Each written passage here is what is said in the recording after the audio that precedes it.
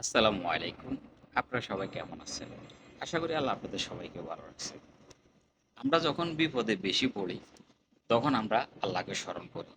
যখন আমরা ভালো থাকি বা সুস্থ থাকি, তখন আর আমরা আল্লাহকে স্মরণ করি না।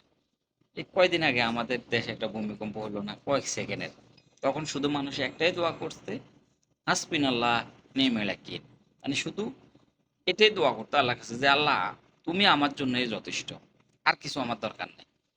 আপনি এর আগে দোয়াটা পড়েন নাই কেন? কারণ তখন আপনি বিপদে ছিলেন না, তখন আপনি ভালো ছিলেন, সুস্থ ছিলেন।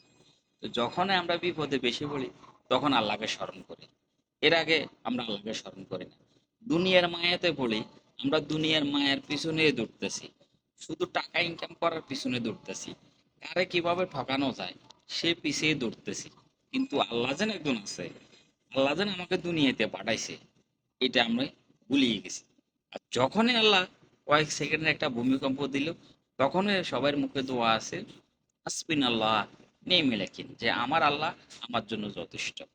সবাই ভালো থাকবেন, সুস্থ থাকবেন। ভালো লাগলে ভিডিওতে একটা লাইক দিয়ে ভিডিওটি শেয়ার করে দিন।